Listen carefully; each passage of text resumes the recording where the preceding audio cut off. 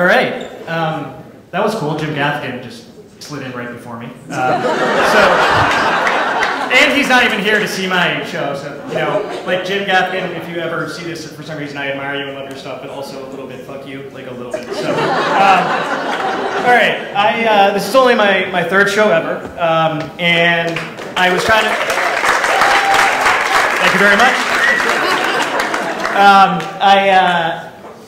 I did the worst thing that I've ever done a couple weeks ago.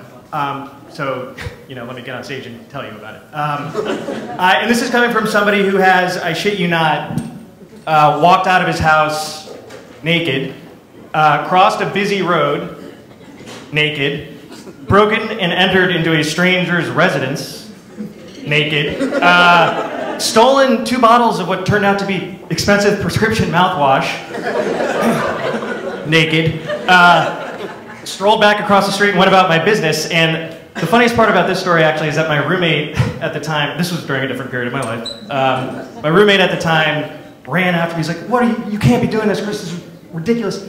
He was also naked. So I'm just, thank God no one was home, because I'm imagining like the guy sitting there like, "Oh my God, there's 2 of them, they're both naked. I don't know what to do." Anyways, it was a weird Wednesday night that happened. So until a couple weeks ago, that was what we're saying. Here's what happened a couple weeks ago. It was during my first ever HJ, and it was during and yes, I'm 28 years old, and only recently did I get my first HJ. And I think those of us in here who have gotten HJs, we can all agree that they're not awesome. They're a little long, they're a little uncomfortable, and by the time you get off, you're just glad it's over. I'm talking, of course, about the Hampton Jitney bus line out to the Hamptons. So I'm on. The people that work for Hampton Jitney, this is true, they're the dudes on the street on like Lexington Avenue or whatever it is that like usher people in line and like get you on the bus. They wear shirts that say HJ coordinator on the back, which probably would have been good for every girl I dated in high school to wear that shirt. The only thing they were coordinating was HJs, nothing more complex than that.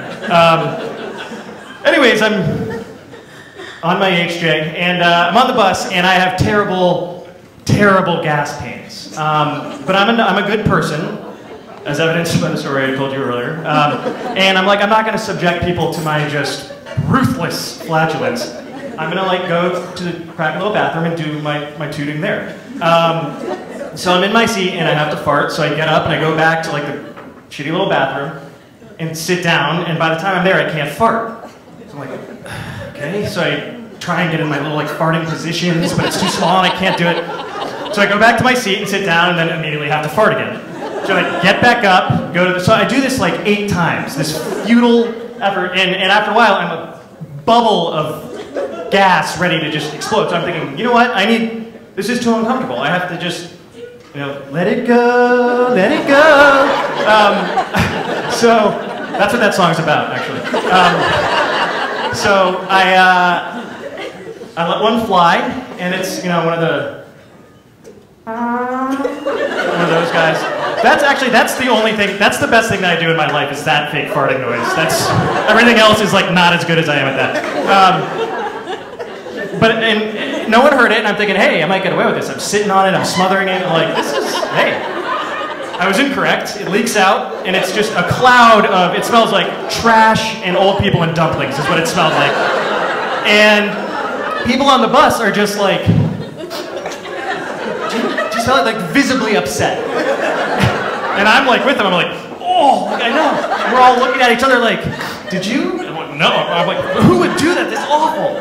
So I'm with them in this. And I see out of the corner of my eye, across the aisle and one seat back, an unsuspecting, like 6 or 7-year-old girl with headphones on, playing with her mom's iPad, who doesn't seem to notice my dumpling cloud.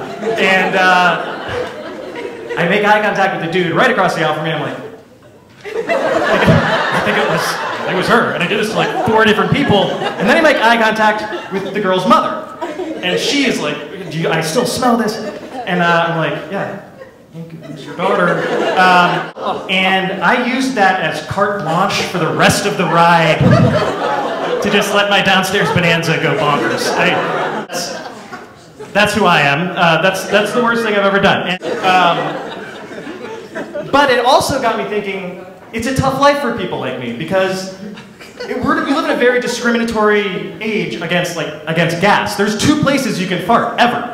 Under your covers and in a bathroom. Everywhere else is off limits. And if you go to work, it's like there's 2 alternate weird universes. In like the common area, you don't want to be like farting, you want to make eye contact with people and shake their hands and like ask them how they're doing and be polite. The alternate universe, you go in the bathroom and you make eye contact with people and shake their hands, you're going to jail. But you start machine gunning out of your butt, people are like, he's all right, you know, it's okay. That's my time, thank you very much.